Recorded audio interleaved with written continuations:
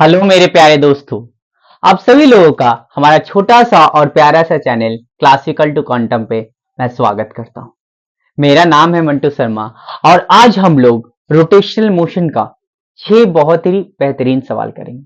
6 सवाल आ चुके हैं, ठीक है। PYQs मतलब, ठीक है। पहला सवाल ऑलरेडी लिखा हुआ है। मैं एक एक सवाल लिखते जाऊंगा बोर्ड पे और आप लोग प्लीज एक बार एटलीस्ट उसको जरूर ट्राई कीजिएगा और आंसर लाने का कोशिश कीजिएगा, क्योंकि एग्जाम बहुत ही नजदीक आ गया है तो क्वेश्चन तो बनना ही चाहिए, ठीक है। तो चलिए, पहला सवाल है, अ thin circular disk of mass m and radius r is rotating in a horizontal plane about an axis passing through its center and perpendicular to its plane with angular velocity omega। अच्छा ठीक है भाई। If another disk of same dimensions but of mass m by 2 is placed gently on the first disk coaxially, then the new angular velocity of the system is। अच्छा, क्या है सवाल देखिए। यहाँ पर दो डिस्क मैं पहले लेता हूँ। ए डिस्क है जिसका मास m है, एक और डिस्क है जिसका मास m/2 है। दोनों का ही रेडियस क्या है? r है। दोनों का ही रेडियस क्या है? r है। अच्छा, ये वाला डिस्क को मैं यहाँ बना लेता हूँ, ये वाला डिस्क, ठीक है। ये डिस्क ऐसे घूम रहा है, रेडियस कितना है? r है, ठीक है। ये डिस्क है, मान लीजिए ये मेरा डिस्क है जो एंगुलर वेलोसिटी ओमेगा से घूम रहा है, मास m है, ठीक है। ऐसे घूम रहा है, ठीक है। इसका एक्सिस यहाँ से ऐसे आ रहा है, ठीक है, ऐसे घूम रहा है। एक और डिस्क सिमिलर डायमेंशन मतलब सेम रेडियस का, मास m/2, इसको ऊपर धीमे से, आराम से, एकदम धीमे से, जेंटली एकदम रख दिया गया, ऐसे रख दिया गया। उसके बाद जो घूमेगा उसका बोला है कि सिस्टम का एंगुलर वेलोसिटी हमको बताइए। तो यहाँ पर जब भी ऐसा सवाल दिखे कि एक चीज घूम रहा है, उसके ऊपर आराम से प्यार से रख दिया गया है, ठीक है, एक डिस्क रख दिया गया, बस साइड में कुछ मासेस रख दिए गए हैं, तो इस केस में हम लोग कंजर्वेशन ऑफ एंगुलर मोमेंटम लगाते हैं, ठीक है। देखिए जेंटली रखा है ना, ठीक है। तो यहाँ पर जो टाउ नेट होगा, नेट टॉर्क जो होंगे वो जीरो होंगे। तो नेट टॉर्क जो जब जीरो होते हैं तो initial angular momentum equal to final angular momentum. Newton's laws of motions में हम लोग पढ़ते थे कि सेंटर ऑफ मास पे, सॉरी, तो नेट फोर्स जब जीरो होता था तो कंजर्वेशन ऑफ लीनियर मोमेंटम लगाते थे। अगर एफ नेट जीरो होता है तो हम लोग क्या लगाते हैं? P initial equal to P final, conservation of linear momentum. और जब नेट टॉर्क जीरो होगा तो कंजर्वेशन ऑफ एंगुलर मोमेंटम हम लोग लगाएंगे, ठीक है। तो भैया क्या दिक्कत है इसमें? सिंपल, अब तो बन गया, यही सोचना था। तो ओमेगा से ये घूम रहा है, ऐसे ऐसे घूम रहा है, ठीक है।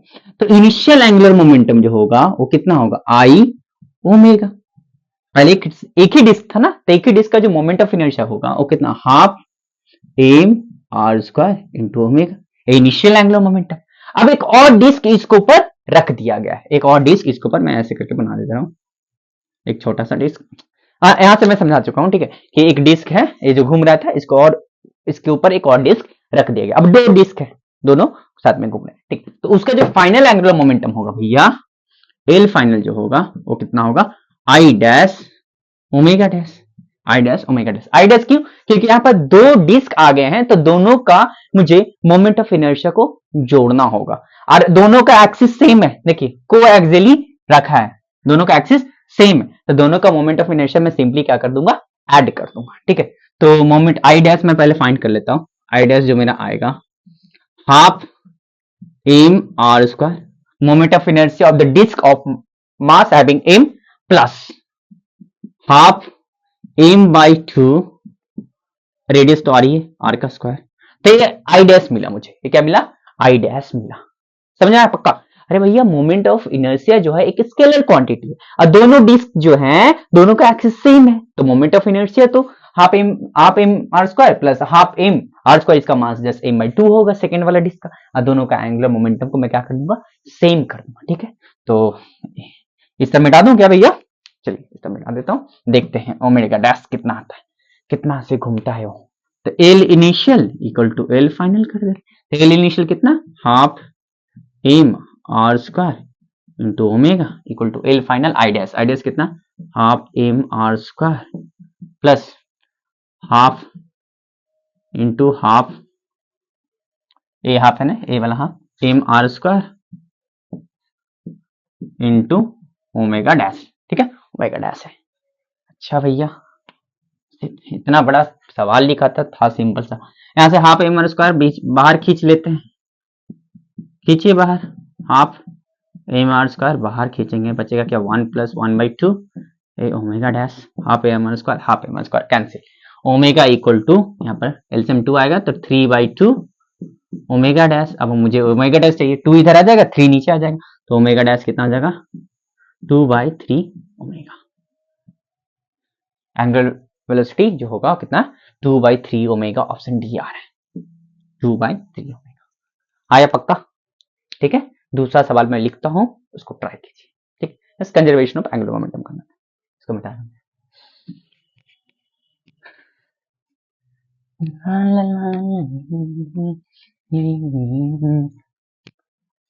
एक या दो सवाल आ जाएंगे भैया रोटेशनल मोशन से, ठीक है। तो हर एक तरह का क्वेश्चन आप लोग को प्रैक्टिस करके रखना होगा। इस तरह का सवाल अभी पूछ रहे हैं, ठीक है, कंजर्वेशन ऑफ एंगुलर मोमेंटम में मोमेंट ऑफ इनर्शिया फाइंड करो, ठीक है, रोलिंग मोशन वगैरह वगैरह, प्योर रोलिंग मोशन सब पूछ रहे हैं, ठीक है। तो प्रैक्टिस कर लीजिए, क्वेश्चंस भी बन जाएंगे एग्जाम्स के टाइम में। अच्छा, दूसरा सवाल है मेरे पास, दूसरा सवाल ये है, अच्छा ये भी सही सवाल है भैया, तो प्योर रोलिंग का सवाल है। क्वेश्चन क्या है, a solid cylinder, a solid cylinder and a solid sphere and a solid sphere having same mass, अच्छा भैया, having same mass, beam and radius r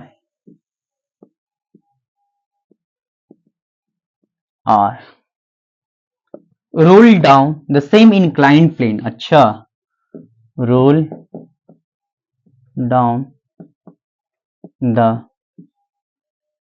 same inclined plane from top without slipping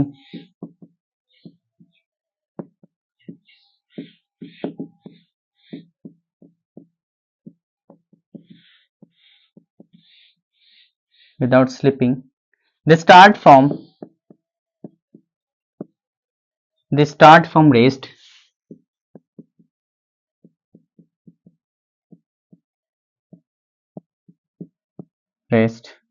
the ratio of velocity of the solid cylinder to that of the solid sphere, अच्छा, the ratio of velocity of the solid cylinder to that of solid sphere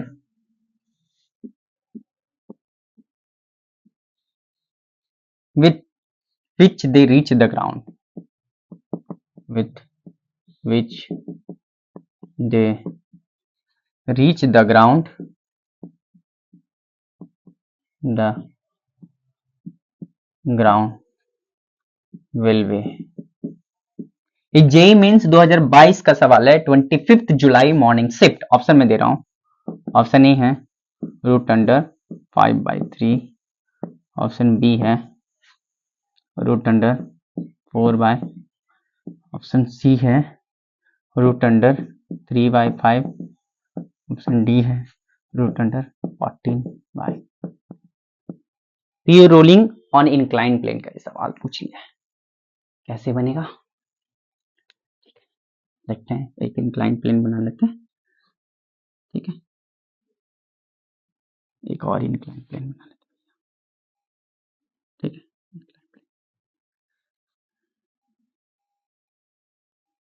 यहाँ पर एक cylinder हो गया, यहाँ पर एक solid sphere, ये आपका सिलेंडर,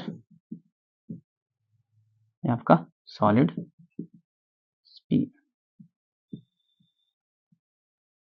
ये सॉलिड सिलेंडर है, सॉलिड स्फीयर। बोला है कि भैया एक सॉलिड सिलेंडर और एक सॉलिड स्फीयर को, सॉलिड स्फीयर और सॉलिड सिलेंडर दोनों का मास क्या है, सेम, दोनों का रेडियस क्या है, सेम, दोनों को सेम इंक्लाइंड प्लेन से, दोनों को सेम इंक्लाइंड प्लेन से रोल किया गया, मतलब दोनों को सेम इंक्लाइंड प्लेन से टॉप से दोनों को छोड़ दिया गया, रोलिंग, प्योर रोलिंग हो रहा है। तो दोनों नीचे आएगा, प्योर रोलिंग करते हुए नीचे आया, हम करते हैं यहाँ आ गया, ये भी घूरते करते हैं यहाँ आ गया। जब यहाँ आएगा, इसका जो वेलोसिटी होगा cylinder and velocity of sphere, velocity of solid cylinder by velocity of solid sphere का रेशियो क्या होगा, समझ में आया। एक इंक्लाइन प्लेन था, दो इंक्लाइन प्लेन ऐसे, दोनों सेम इंक्लाइन प्लेन, इधर से एक सिलेंडर, इधर से एक सॉलिड स्पीयर, दोनों को छोड़ दिया, करते नीचे आए, करते नीचे आए, प्योर रोलिंग करते हुए नीचे आए। जब नीचे पहुंचेगा ग्राउंड पे तो दोनों का वेलोसिटी का रेशियो क्या होगा। भैया सही सवाल पूछ लिया है, ठीक है, कैसे करेंगे। अच्छा देखिए, एक चीज हमेशा याद रखिएगा, जब कोई भी ऑब्जेक्ट यहां पर रखा हो, कोई भी ऑब्जेक्ट यहां पर रखा हो और ये प्योर रोलिंग कर रहा हो, प्योर रोलिंग कर रहा हो, ये फ्रिक्शन लेस नहीं होना चाहिए, फ्रिक्शन होना चाहिए, ठीक है। फ्रिक्शन लेस अगर इंक्लाइन प्लेन रहा ना तो प्योर रोलिंग नहीं होगा, प्योर ट्रांसलेशनल मोशन होगा, ठीक है। तो इंक्लाइन प्लेन जो है वो फ्रिक्शन वाला होना चाहिए। तो इसका जो एक्सेलरेशन होगा ना भैया, इसका जो एक्सेलरेशन होगा याद रखिएगा, अगर ये थीटा है तो G sine theta 1 plus I by M R square. आधा से ज्यादा सवाल तो यही फॉर्मूला से सॉल्व हो जाता है। Rolling motion on incline plane A equal to g sine theta by 1 plus I by M R square. ये फ्रिक्शन होना चाहिए, ठीक है। एक्सटर्नल फोर्स हम नहीं लगाए कोई भी, जस्ट यहाँ से छोड़े, रोलिंग करते नीचे आए, इस ए एक्सेलरेशन होगा, ठीक है। तो एक काम करते हैं, दोनों का फाइनल वेलोसिटी का रेशियो पूछा है ना, तो एक्सेलरेशन तो मुझे यहाँ से पता चल जाएगा, दोनों का एंगल थीटा होगा क्योंकि सेम इंक्लाइन प्लेन है, ये भी थीटा, ये भी थीटा। अच्छा, इनिशियल वेलोसिटी 0 होगा, इसका भी 0, इसका भी 0, दोनों का डिस्प्लेसमेंट कितना होगा, एस, इसका भी एस। एक काम करते हैं, दोनों का पहले एक्सेलरेशन फाइंड कर लेते हैं, दोनों का पहले एक्सेलरेशन फाइंड करते हैं। तो एक्सेलरेशन ऑफ सिलेंडर कितना होगा भैया, g sine theta by 1 plus moment of inertia of cylinder कितना होता है, half M R square by M R square, M R square, M R square cancel, M R square, M R square cancel. अच्छा, तो acceleration of cylinder g sine theta by 1 plus half, तो 3 नीचे में आ जाएगा, ऊपर 2 चला जाएगा, acceleration cylinder कितना आ गया 2g sign theta bye 3 acceleration of cylinder. Similarly acceleration of solid sphere भी फाइंड करना होगा, ठीक है। तो एक्सेलरेशन ऑफ सॉलिड स्फीयर इस लिख रहा हूं, g sign theta by 1 plus moment of inertia of solid sphere क्या होता है 2/5 एम आर स्क्वायर होता है, ठीक है। 2/5 M R square by M R square, M R square, M R square या तेल लेने। अच्छा, यहाँ पर 1 5 प्लस 2 7, अब 5 ऊपर चल जाएगा, 5g साइन थीटा बाय 7। अच्छा, एक्सेलरेशन ऑफ सॉलिड स्फीयर भी मिल गया, एक्सेलरेशन ऑफ सॉलिड सिलेंडर भी मिलेगा, दोनों एक्सेलरेशन कांस्टेंट हैं, तो हम इक्वेशन ऑफ मोशन यहाँ पर लगा सकते हैं, ठीक है। तो चलिए लगाइए, इसको मिटा रहा हूं मैं, दोनों का मिल गया, साइड में रखते हैं इसको। अच्छा, इधर रखता हूं साइड में। एक्सेलरेशन ऑफ सिलेंडर कितना है 2g sign theta bye 3 and acceleration of solid sphere कितना है 5g साइन थीटा बाय 7। अच्छा, अब इसको, अब मैं यहां पर फॉर्मूला लगाऊंगा, v square equal to u square plus 2s, v square equal to u square plus 2as, ये सिलेंडर के लिए, सिलेंडर के लिए, सिलेंडर के लिए, सिलेंडर के लिए, दोनों के लिए डिस्प्लेसमेंट तो सेम होगा ना भैया। आई सॉलिड स्फीयर के लिए u इसका स्क्वायर प्लस 2as s, ठीक है। अच्छा देखिए, ए इनिशियल वेलोसिटी दोनों का 0 है, तो वेलोसिटी ऑफ सॉलिड सिलेंडर जो होगा वो कितना आया 2 acceleration solid cylinder displacement, velocity solid cylinder root under 2 acceleration cylinder displacement, S क्या है डिस्प्लेसमेंट लिया, ठीक है। यहाँ पर सिमिलरली 2as यहाँ पर डिस्प्लेसमेंट है, ठीक है। Velocity of solid sphere 2as S क्या है डिस्प्लेसमेंट। अब दोनों का रेशियो vc बाय vs पूछा, एक काम करते हैं, इधर बार मिटा दे रहा हूं मैं, इसका कोई जरूरत ही नहीं है अब। क्या सही सवाल था भाई, मजा आएगा। VC बाय VS, VC कितना है, root under 2ACS root under 2AS। अच्छा, root A by root B को ऐसे लिख सकते हैं, रूट A बाय B हम लोग लिख सकते हैं, तो इसमें साथ में लिख सकते हैं, root 2ACS bye 2AS cut गया, 2 कट गया। The acceleration of cylinder by acceleration of solid sphere, तो acceleration of cylinder कितना, 2g sin theta by 3 है। अब पुट कर रहा हूं मैं ऊपर में 2g sin theta by 3, और नीचे में पूरा में होगा 5g sin theta by 7, 5g sin theta by 7, g sin theta कहते हैं, 7 ऊपर चल जाएगा और 5 नीचे रह जाएगा, मतलब मेरा 2/3 into 7/5, 7 2 14, 5 3 15, तो 14/15, 14/15 आ रहा है क्या कोई option, root under 14/15, option D. ए था सवाल। सबसे पहले आपको यहाँ पर क्या फाइंड करना होता, ये प्योर रोलिंग का सवाल है, ठीक है। सबसे पहले एक्सेलरेशन आपको याद रहना चाहिए, formula g sine theta by 1 + I / a square acceleration. उसके बाद आप लोग को वेलोसिटी फाइंड करना होता है, वेलोसिटी का फिर रेशियो, बस। अब मोमेंट ऑफ इनर्शिया भी याद होना चाहिए थे कि सॉलिड सिलेंडर का 2/5 m स्क्वायर होता है, सॉरी सॉलिड सिलेंडर का हाफ m स्क्वायर होता है, सॉलिड स्फीयर का 2/5 m स्क्वायर होता है। इतना आना चाहिए था, तभी सवाल हिलता आपसे, ठीक है। चलिए आगे बढ़ते हैं।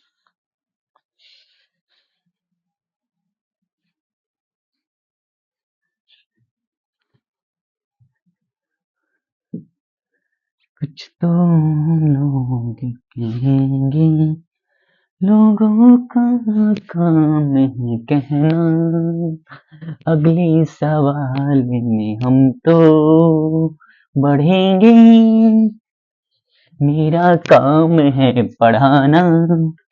चलिए ये सवाल, अगला सवाल है, क्या है सवाल, ये भी सही सवाल है भैया।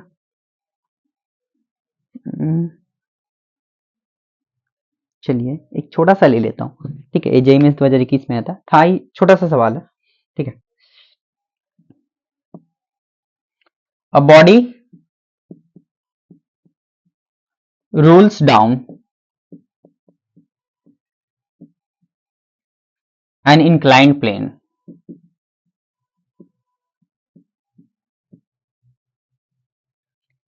विदाउट स्लिपिंग, मैंने प्योर रोलिंग का बात हो रहा है, without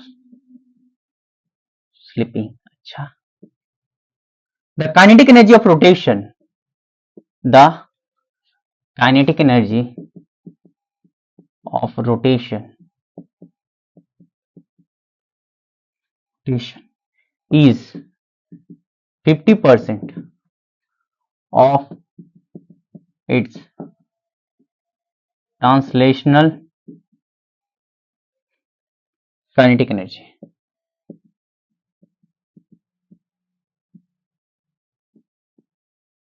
The body is,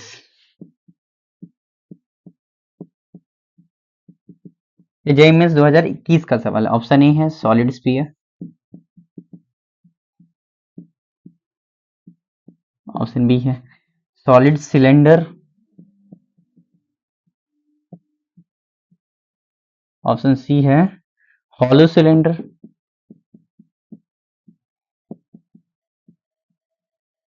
option D है रिंग। क्या है भैया बॉडी, कौन सा है, ठीक है। मान ली ए इंक्लाइन प्लेन बना लेते हैं, यहाँ पर कोई एक बॉडी है, इसका मास ए में ले लेते हैं, रेडियस आर लेते हैं, पता नहीं, रोल करते हुए आ रहा है, जुम जुम जुम जुम जुम जुम जुम नीचे आ रहा है। इसका जो रोटेशनल एनर्जी है, रोटेशनल काइनेटिक एनर्जी जो है भैया, इसका रोटेशनल काइनेटिक एनर्जी है, रोटेशनल, वो 50% है ट्रांसलेशनल काइनेटिक एनर्जी का। वाओ, मास सेम है, बी से ऐसे आ रहा है, रोल करते आ रहा है ओमेगा से। अच्छा, ये तो है, इसमें है क्या, मोमेंट ऑफ इनर्शिया फाइंड करके काम खत्म है। तो इसमें रोटेशनल काइनेटिक एनर्जी कितना होगा, हाफ आई हो गया ओमेगा स्क्वायर, 50% मैंने 50/100, translation half M V square. अच्छा, ये कट गया 2, तो half I omega square equal to half into half M V square, ये हाफ से हाफ गया तेल लेंगे, I omega square equal to half M V square. अब करे तो करे क्या, करे तो करे क्या, अब एक ही काम करना है, v equal to R omega. क्यों भैया, क्यों आप ऐसे कर रहे हैं सर, क्योंकि यहाँ पर हो रहा है प्योर रोलिंग, प्योर रोलिंग में v equal to R omega होता है, ठीक है। तो v के जगह पे M R omega, R square omega square, omega square से ओमेगा स्क्वायर का छुट्टी हो गया, आई इक्वल टू कितना हो गया हाफ एम आर स्क्वायर। ये किसका मोमेंट ऑफ इनर्शिया होता है भैया, सॉलिड सिलेंडर का होता है, ठीक है। तो ऑप्शन बी होगा, बहुत ही सस्ता सवाल था, ठीक है। नेक्स्ट सवाल आगे बढ़ते हैं।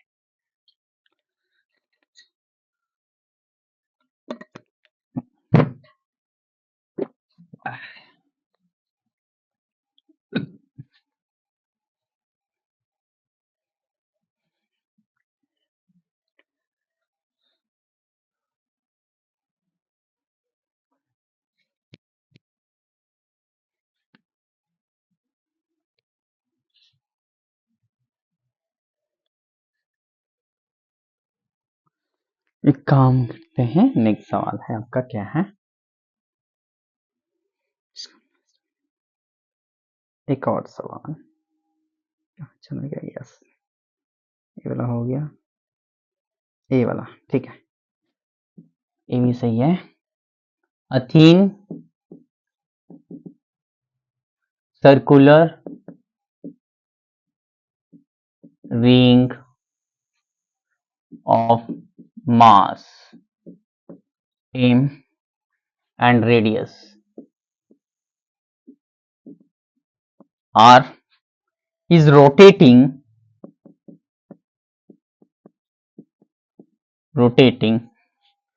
about its axis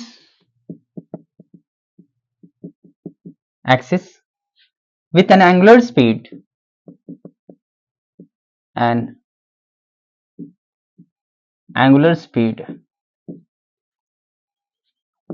omega.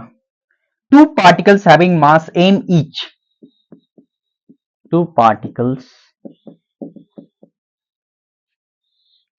having mass m each are now attached diametrically opposite points.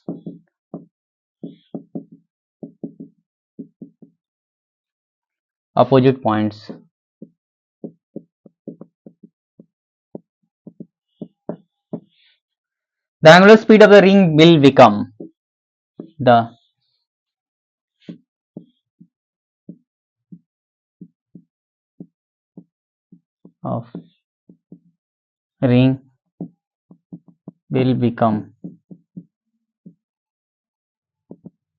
Option दे दूं क्या, चलिए दे देता हूं, omega M by M plus M, option B omega M plus 2m by M, option C omega M by M plus 2m, option D omega M minus 2m by M plus 2m। ये है सवाल,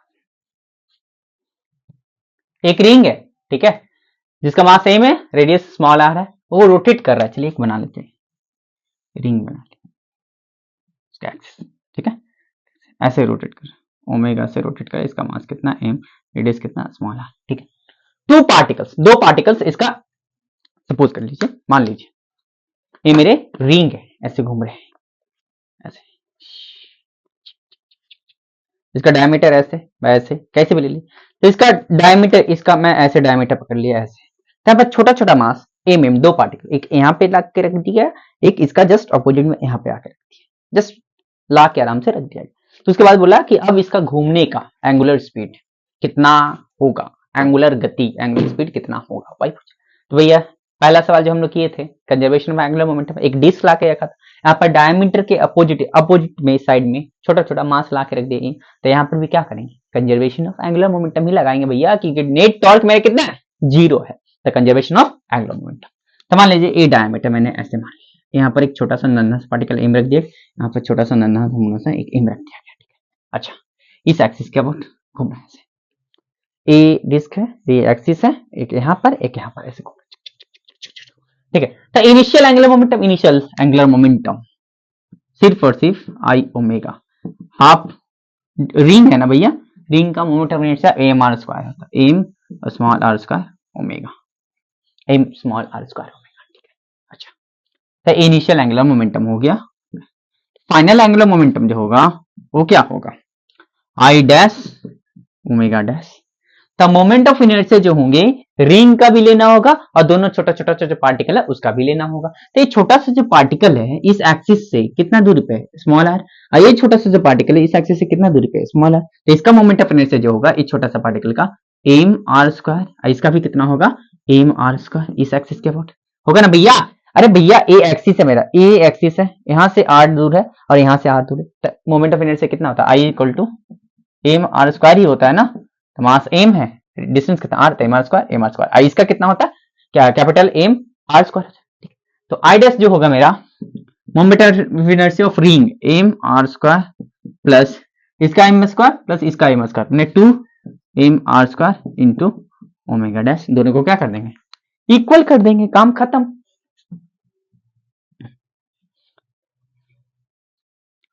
L initial equal to L final, L initial कितना M R square into omega, L final कितना M R square equal to 2m R square omega dash. यहाँ से काम करते हैं, आर स्क्वायर कॉमन लेते हैं,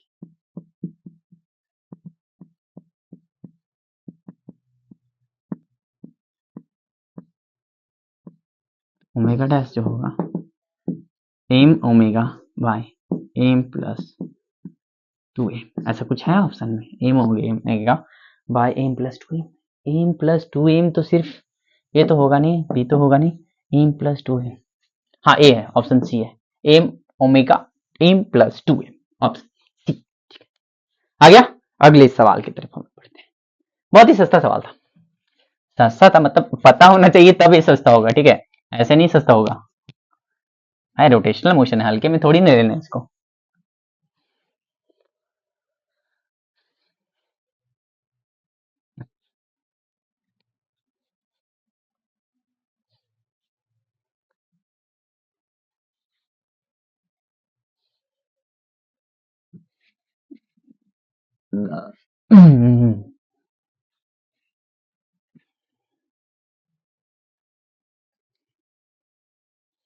एक और सवाल है, क्या है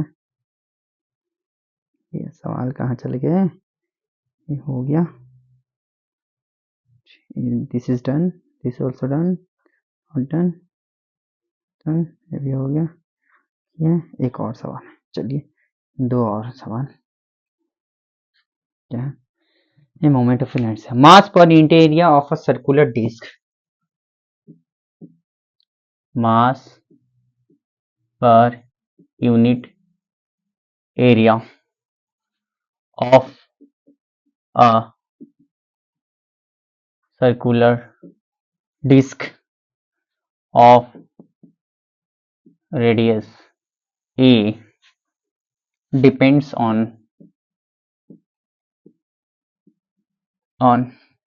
the distance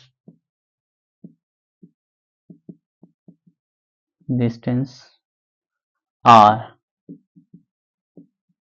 from its center as sigma r equal to a plus br. The moment of inertia of the disc, the moment of inertia of the disc about the axis perpendicular to the plane and passing through its center. Perpendicular to the plane and passing through its center is passing through its center is its center is option A है 2 pi a का 4 a by 4 plus b a by 5। Option B है pi a का 4 a by 4 plus a b by 5। Option C है आपका 2 pi 4 a by 4 plus b by 5। Option D है 2 पाई का 4 a by 4 b by 5। ये है आपका, ठीक है।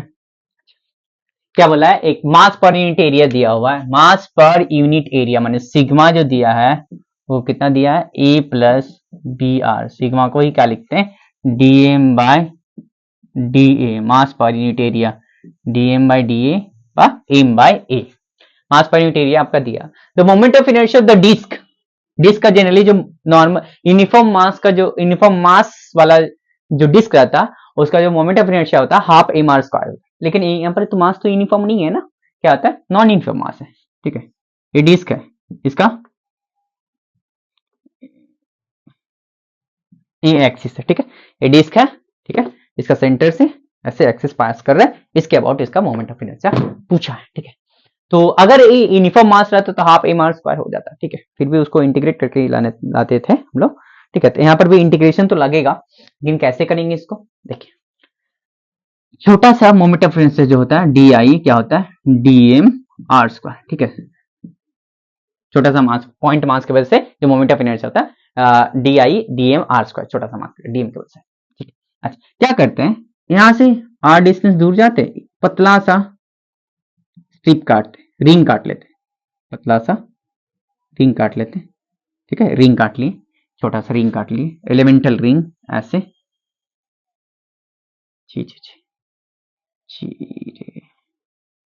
रिंग काट लिए, रिंग काट लिए।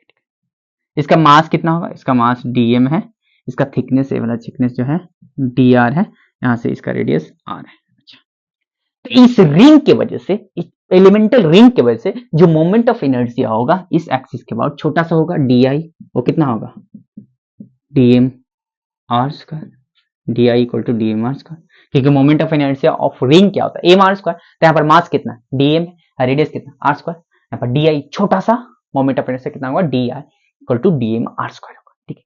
अच्छा, तो हम लोग यहाँ से पहले यहाँ पर रिंग काटेंगे, फिर यहाँ रिंग काटेंगे, ऐसे करते करते करते करते लास्ट तक आ जाएंगे। तो सारे रिंग्स का मोमेंट ऑफ इनर्शिया मैं ऐड कर दूं तो मेरा डिस्क का मोमेंट ऑफ इनर्शिया मिल जाएगा, इस एक्सिस के अबाउट मिल जाएगा, नहीं मिल जाएगा। तो मुझे क्या करना होगा, अल्टीमेटली इंटीग्रेशन करना होगा, ठीक है। तो काम करते हैं, इसको मैं मिटा रहा हूं, अब मैं इंटीग्रेशन करूंगा, ठीक है।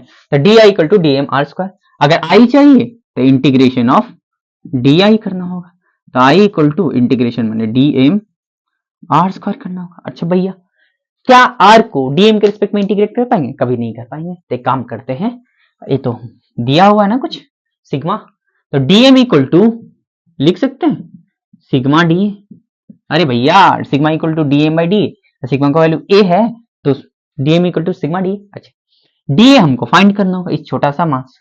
एक काम करते हैं, इसको ऐसे काट के ऐसे बिछा देते हैं, ऐसे इस रिंग को काट के। तो इसका रिंग का लेंथ कितना होता है, 2 पाई आर, आई थिंक ए वाला ए कितना है, ब्रेथ कितना है, डी आर। तो इसका छोटा सा एरिया होगा, डी ए जो होगा 2 पाई आर, डी आर होगा कि नहीं। अरे भैया हाँ या ना बोल भैया, इसका लेंथ जो होगा उसका सरकमफ्रेंस के बराबर होगा 2 पाई आर। इसका थिकनेस कितना है, डी आर लिए, तो इसका जो छोटा सा एरिया होगा 2 पाई आर डी आर होगा, पक्का। अच्छा, छोटा सा एरिया मुझे मिल गया, आया ना, पक्का ना। अच्छा, छोटा सा area 2 pi R D R, sigma पता है मुझे, तो डीएम जो मिला, सिग्मा कितना, A plus B R, D A का जगह पे 2 pi R D R, 2 pi R D R. तो डीएम को हटा के अब ए वाला पुट कर देंगे तो मेरा काम बन जाएगा। और 0 से लेकर लास्ट ए तक इंटीग्रेट कर देंगे तो सारे के सारे इसके अंदर जितने भी रिंग्स थे सब आ जाएंगे। ठीक है, 0 से लेकर ए तक जब लास्ट वाला रिंग काटेंगे तो उसका रेडियस कितना होगा, ए के बराबर। ठीक है, पक्का। ठीक है, अब मैं ऊपर वाला मैं मिटा रहा हूं ये सब सारा चीज। ठीक है, कब काम नहीं है। ठीक है, अच्छा अब मुझे सिर्फ काम है डीएम का। अच्छा, तो आई जो होगा सॉरी, डीएम के जगह पे क्या रखेंगे, A plus B R 2 pi R D R into R square. मेरा काम बन गया। देखिए यहां पर 2 पाई मेरा कांस्टेंट है, उसको मैं बाहर ले A R square A R R cube हो जाएगा। 2 पाई मेरा कांस्टेंट है, बाहर आ जाएगा। ए प्लस बी आर यहाँ पर कितना हो गया भैया, आर क्यूब डी आर। अब तो आर को डी आर के रिस्पेक्ट में इंटीग्रेट कर रहे हैं का 0 से लेकर ए तक। ए यहाँ पर कितना है, ए आर क्यूब हो गया प्लस बी आर का पावर 4 हो गया। अब एक साथ इसको इंटीग्रेशन करेंगे। देखिए आर क्यूब का इंटीग्रेशन कितना होगा, आर का पावर 4/4, ए तो मेरा कांस्टेंट है एज इट इज रहेगा, तो 2 पाई ए आर का पावर 4/4। अच्छा भैया यहाँ पर आर का पावर 4 है तो आर का पावर 5/5, बी तो कांस्टेंट है मेरा, बी आर का पावर 5/5। अच्छा, लिमिट 0 से लेकर ए, सिर्फ अपर लिमिट पुट करेंगे, लोअर लिमिट पुट करेंगे भैया तो ये तो क्या होगा, अरे 0 होगा ना, जिस पास नहीं होता आप लोगों को। देखिए ए का पावर 4/4 प्लस बी ए का पावर 5/5। अच्छा, माइनस फिर ए 0 का पावर 4/4 प्लस बी 0 का पावर 5/5। तो ये तो 0 ही हो गया ना, खत्म हो गया ना, तो भैया ए ही ना बचा, इसको हटाइए, गोली मारिए।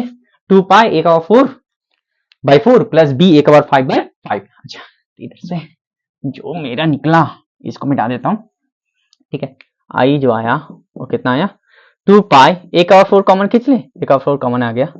ठीक है, ए का 4 इसमें, ए का पावर 5 है, तो a/4 हो गया प्लस बी a/5। ठीक है, ये moment of inertia I equal to 2 pi A का power 4 bracket open a/4 plus B a/5। कौन सा आ रहा है भैया, 2 पाई ए का 4, 2 पाई किसमें, 2 पाई a/4 plus B a/5, option नहीं आ रहा है। ठीक है, ये था सवाल, अच्छा सवाल था, इंडिकेशन लगता, इंडिकेशन आने से ही सवाल में मजा आ जाता है। ठीक है, इसको मिटा रहा हूं और एक लास्ट सवाल है, वो भी अच्छा ही सवाल है।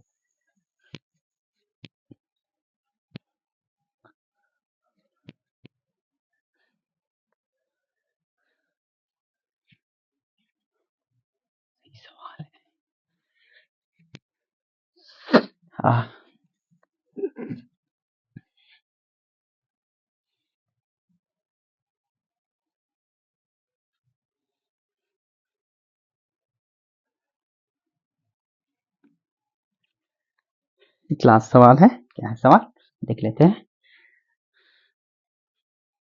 ये सवाल क्या है, solid cylinder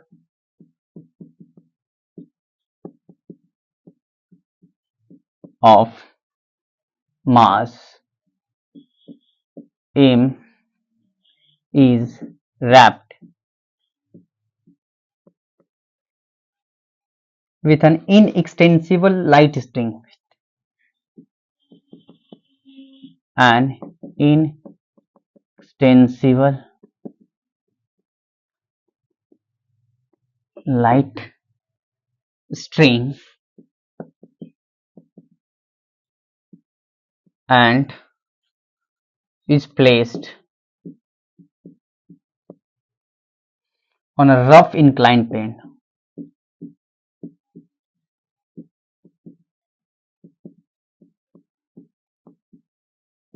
Inclined plane as shown in the figure.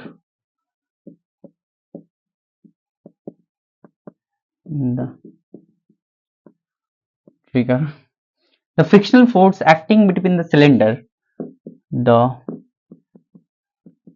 frictional force acting between the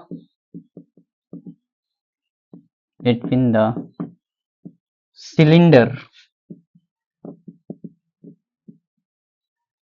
and the inclined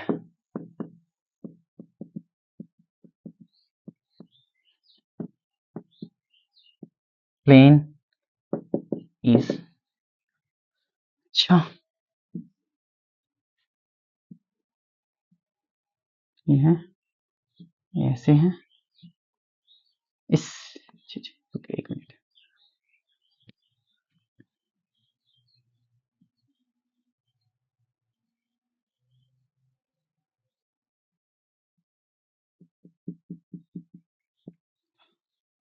सही है। म्यू एस का वैल्यू जो दिया हुआ है वो 0.4 है, म्यू के का वैल्यू नहीं दिया, लेकिन म्यू एस का वैल्यू जो अगर 0.4 दिया हुआ है तो म्यू के का वैल्यू को भी 0.4 ही लेंगे, ठीक है। ऑप्शन ए है 0, ऑप्शन बी है आपका 5 mg, ऑप्शन सी है आपका 7/2 mg, ऑप्शन डी है आपका mg/5, ठीक है, mg/5। जेईई मेंस 2021 18 मार्च। मतलब ये इंक्लाइन प्लेन है, रफ इंक्लाइन प्लेन है, एक सॉलिड सिलेंडर है, यहाँ से रस्सी से इसको ऐसे रैप ऐसे घुमा के ना, ऐसे ऐसे घुमा के इस पर लपेट के बांध दिया गया। तो बोले इस आपका ये जो सिलेंडर है और ये इंक्लाइन प्लेन, इसके बीच में फ्रिक्शनल फोर्स कितना लग रहा है वही पूछा। तो भैया अब हम लोग को फ्रिक्शनल फोर्स से पूछा है, तो अब कौन सा फ्रिक्शनल फोर्स लग रहा है, स्टैटिक फ्रिक्शन लग रहा है, काइनेटिक फ्रिक्शन लग रहा है, कौन सा फ्रिक्शन लग रहा है, तो हमको चेक करना होगा। तो सबसे पहले हम चेक करते हैं कि ये बॉडी जो है इक्विलिब्रियम में है कि नहीं। अगर इक्विलिब्रियम कंडीशंस इसका देखेंगे कि इक्विलिब्रियम में जब ये रहेगा तो इसके ऊपर फ्रिक्शनल फोर्स कितना लगेगा, वो पहले चेक कर लेते हैं इक्विलिब्रियम, ठीक है। तो देखते हैं, तो इस पे देखिए, ध्यान से देखिएगा, इधर में टेंशन फोर्स कितना लगेगा टी, अच्छा, फ्रिक्शन फोर्स पीछे की तरफ, क्योंकि नीचे गिरना चाहेगा तो फ्रिक्शन फोर्स पीछे की तरफ लगेगा एफ, अच्छा। यहाँ पर इसका वेट जो होगा वो एम जी लगेंगे, ठीक है, अच्छा।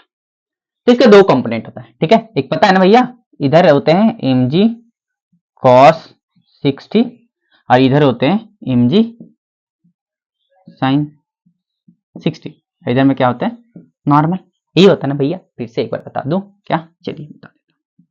ये मास एम जी नीचे लग रहा है ना, एम जी ये कितना है 60 है, 60 है ना, ये कितना आ जाएगा 90, ये कितना आ जाएगा 30, तो ए वाला एंगल कितना हो जाएगा 60 होगा ना भैया, तब ना ये दोनों मिला के 90 हो। तो एम जी कॉस 60 इस तरफ आएंगे और इस तरफ क्या आ जाएंगे एम जी साइन 60। अरे भैया ये वाला कंपोनेंट करना आसान है, इसके अलोंग इंक्लाइन प्लेन के अलोंग एम जी साइन 60 रखिएगा और परपेंडिकुलर टू द प्लेन इधर की तरफ एम जी कॉस 60, ठीक है, कॉस थीटा रखिएगा, यही है।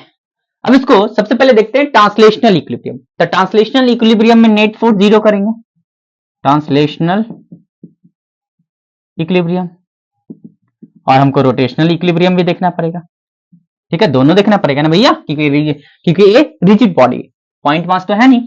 तो रोटेशनल इक्विलिब्रियम में टॉर्क, हमको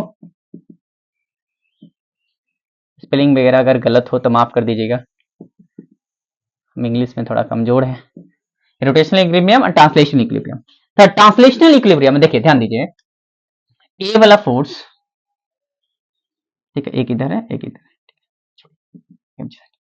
ए वाला हटाइए, ए वाला आप खत्म हो गया, इसका कहानी अब खत्म है, इसका तो कंपोनेंट कर दिया मैंने 60 है। तो ध्यान दीजिए, ए वाला फोर्स एक दूसरे को कैंसिल कर दे, ठीक है, एम जी कॉस 60 जो होगा वो एन के बराबर होगा, लिख देते N equal to m g cos 60, N equal to m g cos 60 value half होता है, तो N equal to m g by 2, अच्छा, ट्रांसलेशन। और ऊपर में दो फोर्स लग रहा है, एफ और टेंशन फोर्स, और नीचे में एम जी साइन 60 लग रहा है। तो ऊपर वाला फोर्स जो होगा टी प्लस एफ, वो किसको बैलेंस करना होगा, एम जी साइन 60 को। तो एम जी साइन 60 मतलब हो जाएगा √3/2, तो √3 एम जी बाई 2 ये होंगे। अच्छा, पहले फ्रिक्शनल फोर्स फाइंड कर लेते कितना फ्रिक्शनल फोर्स। अब देखिए टॉर्क बन रहा, अच्छा, सेंटर ऑफ मास के अबाउट मैं देख रहा हूं टॉर्क कितना बन रहा है। तो जो फोर्स जिस पॉइंट के अबाउट आप टॉर्क निकालना चाहते हैं और जो फोर्सेस उसी पॉइंट से पास हो रहे हैं, तो उसका जो टॉर्क बनता है वो जीरो बनता है, ठीक है। तो एम जी कॉस 60 का और नॉर्मल का और एम जी साइन 60 का जो टॉर्क बनेगा वो कितना बनेगा, जीरो बनेगा, जीरो ही बनेगा ना भैया, क्योंकि ए वाला फोर्स तीनों ही पॉइंट ऑफ हमारे सेंटर ऑफ मास से पास कर रहा है। इसी के अबाउट मुझे टॉर्क चाहिए, ठीक है। तो सिर्फ टेंशन फोर्स और फ्रिक्शनल फोर्स ही टॉर्क बना पाएंगे। अच्छा, तो ये बात है। तो देख लीजिए, ऐसे कुछ हम कर सकते हैं, ये टेंशन इधर लग रहा है और फ्रिक्शन इधर रख रहा है। फ्रिक्शन इस तरफ घुमाना चाहेगा, टॉर्क इस तरफ घुमा, माने टेंशन फोर्स इस तरफ घुमाना चाहेंगे। अच्छा, मेरा डिस्टेंस कितना आर, इसके लिए भी डिस्टेंस कितना आर। तो इसके द्वारा टेंशन फोर्स द्वारा जो टॉर्क बनेगा और फ्रिक्शनल फोर्स द्वारा जो टॉर्क बनेगा, दोनों क्या हुआ इक्वल। टॉर्क होता क्या, R F sine theta.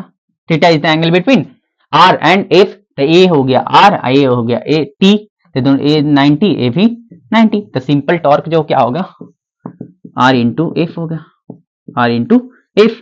Are कितना भैया, torque due to tension force कितना होगा, आर टी, और torque due to frictional force R F, दोनों क्या होंगे, बराबर होंगे। तो torque tension equal to torque F. अगर रोटेशनल इक्विलिब्रियम है तो R T equal to R F, R R cut गया, T equal to F, T equal to F. वाह, मेरा काम बन गया, फ्रिक्शन फोर्स मिल जाएगा आसान से। तो यहां पर रख देते हैं टी की जगह पे एफ, तो 2f equal to √3 mg by 2, F कितना है मेरा √3 mg बाय 2, नीचे आ गया तो 4। फ्रिक्शन फोर्स कितना है, √3 mg बाय 4। इसका वैल्यू निकाले क्या, निकालना ही पड़ेगा भैया। चलिए ये सब पूरा मिटा देता हूं। हम फ्रिक्शन फोर्स फाइंड कर लेते, देखना पड़ेगा काइनेटिक फ्रिक्शन है कि स्टैटिक फ्रिक्शन है कि मैक्सिमम स्टैटिक फ्रिक्शन है, देख लेते क्या है। तो एफ का जो वैल्यू आया √3 mg बाय 4 आया, यही है ना भैया। हाँ, √3 का वैल्यू कितना होता, 1.732। mg को साइड में रखते, ये 4 है, नीचे पॉइंट हटेगा तो नीचे कितना आएगा, 1 2 3 0। अब 1732 को 4 से डिवाइड करते हैं, 1732 को 4 से डिवाइड करते हैं, 4 4 जा 16, 1 3, 4 3 जा 12, 1 2 4 3 12, 433 mg बाय नीचे क्या है, क्या हो जाएगा, तो 0.433 mg। ये फ्रिक्शनल फोर्स आ गया, ये फ्रिक्शनल फोर्स आ गया। जब ये बॉडी इक्विलिब्रियम में रहेगा तो फ्रिक्शनल फोर्स कितना में कितना लगेगा, 0.433 mg। माने इतना मिनिमम फ्रिक्शनल फोर्स होना चाहिए ऊपर की तरफ, तो ये बॉडी कितना किसमें होगा, इक्विलिब्रियम में होगा। अब देख लेते हैं मैक्सिमम स्टैटिक फ्रिक्शन कितना लग सकता है, वो चेक कर लेते हैं। इस सॉलिड सिलेंडर को रोकने के लिए गिरने से मैक्सिमम स्टैटिक फ्रिक्शन फोर्स कितना लग सकता है, वो भी चेक कर लेते हैं। तो मैक्सिमम स्टैटिक फ्रिक्शन जो होता है F S mu S into N होता है। तो म्यू एस का वैल्यू कितना, एन का वैल्यू भी निकाले थे ना भैया। अच्छा, एन जो होगा mg cos 60 के बराबर होगा, तो mg cos 60 हाफ होता है, तो mg बाय 2 होगा। अच्छा, mg बाय 2 होगा। तो म्यू एस का वैल्यू कितना दिया हुआ, 0.4। एन का वैल्यू कितना दिया, mg निकाले mg बाय 2, पॉइंट हट के नीचे कितना जाएगा, 10, 2 to the 4, 2 by 5, तो 1/5 mg, तो 1 को 0.2 mg। तो मैक्सिमम जो स्टैटिक फ्रिक्शन लग सकता था वो कितना लग सकता है 0.2, इससे ज्यादा इसका औकात नहीं है। ये जो इंक्लाइन प्लेन है, इस सॉलिड सिलेंडर को नीचे रोकने के लिए मैक्सिमम जो फ्रिक्शन लगा सकता था वो 0.2 mg है, 0.2 mg। लेकिन मेरा जो जब ये इक्विलिब्रियम में रहेगा फ्रिक्शन फोर्स मिनिमम कितना चाहिए, 0.4। अरे दादा, इससे ज्यादा आ रहा है, मतलब इक्विलिब्रियम में नहीं है, मतलब ये इक्विलिब्रियम में नहीं है। अरे भैया, मैक्सिमम कितना चाहिए था, मैक्सिमम 0.2 ही लगा सकता है, लेकिन इसको इक्विलिब्रियम में रखने के लिए इससे ज्यादा चाहिए, 0.433 चाहिए, मिनिमम इतना चाहिए इक्विलिब्रियम में रखने के लिए। इसका मतलब इक्विलिब्रियम में है ही नहीं, ये चल रहा है, ये नीचे गिर रहा है, ये नीचे गिर रहा है। ये जो फोर्स होगा ना, जो ये वाला नीचे वाला जो फोर्स होगा ना, इससे ये दोनों से ज्यादा होगा, ये दोनों से ज्यादा होगा, इसलिए नीचे गिर रहा है। मतलब यहाँ पर स्टैटिक फ्रिक्शन नहीं काइनेटिक फ्रिक्शन लग रहा है, यहाँ पर स्टैटिक फ्रिक्शन नहीं काइनेटिक फ्रिक्शन है। अरे भैया नहीं आया क्या, देखिए समझिए, देखिए यहाँ पर एक ग्राउंड है, यहाँ पर एक ब्लॉक रखा हुआ है, ठीक है। इसमें मैंने फोर्स इधर 5 न्यूटन लगाए, ठीक है। फ्रिक्शन फोर्स यहाँ पर मैक्सिमम फ्रिक्शन फोर्स कितना है, मैक्सिमम फ्रिक्शन फोर्स पीछे तो लग सकता था 4 न्यूटन, चलिए मैं 2 न्यूटन लगाया। क्या ये ब्लॉक चलेगा, नहीं चलेगा ना। अच्छा, मैं इस पे 3 न्यूटन लगा दिया, चलेगा, नहीं चलेगा, अभी भी नहीं चलेगा। 4 लगाया, पेन टू मूव करेगा, ठीक है। जैसे ही मैं 4.5 लगाया, इसको बीट कर दिया, अबे चलना शुरू होगा, अबे चलना शुरू होगा। तो मैक्सिमम पीछे जो फ्रिक्शन था वो कितना लगा सकता था, 0.4 इसको रोक के रखने के लिए, ठीक है। तो मैक्सिमम जो यहाँ पर लगा सकता था एक इंक्लाइन प्लेन, वो कितना 0.2 mg लगा सकता था, लेकिन इसको इक्विलिब्रियम में रखने के लिए कितना फ्रिक्शन फोर्स चाहिए 0.433, यानी इससे ज्यादा चाहिए, मतलब लिमिटिंग फ्रिक्शन को पार कर गया, लिमिटिंग फ्रिक्शन को पार कर गया, ये नहीं रुकेगा, ये नीचे गिर जाएगा। तो यहाँ पर कौन सा फ्रिक्शन लग रहा है, काइनेटिक फ्रिक्शन लग रहा है। तो काइनेटिक फ्रिक्शन जो होते हैं वो क्या होते हैं, निकालना होगा अब हमको। तो यहाँ पर एफ के इक्वल टू म्यू के इंटू एन, म्यू के इंटू एन, म्यू के का वैल्यू भी कितना है म्यू एस के बराबर, अगर नहीं दिया हो तो म्यू का वैल्यू म्यू एस के बराबर लेंगे, तो 0.4 होगा यहाँ पर। अच्छा, एन का वैल्यू एम जी कॉस 60, तो 0.4 एम जी कॉस 60 हाफ कौन जाएगा 2 5, तो एम जी बाई 5 आ रहा है, एम जी बाई 5 है क्या, कोई ऑप्शन, ऑप्शन डी है, ठीक है। तो यहाँ पर सिर्फ ऐसे भी पूछ सकता था कि कौन सा फ्रिक्शन लग रहा है, काइनेटिक फ्रिक्शन लग रहा है कि स्टैटिक फ्रिक्शन, तो काइनेटिक फ्रिक्शन लग रहा है, काइनेटिक फ्रिक्शन का वैल्यू mg/5। अगर म्यू एस और म्यू ए अलग देता तो और मजा आता, लेकिन इसमें सेम कर दिया, ठीक है। तो ये 6 सवाल थे, सारे बेहतरीन सवाल थे। तो आप लोग ऐसे ही मन तन लगा के पढ़ाई करते रहिए, हम लोग अगले लेक्चर में मिलेंगे, धन्यवाद।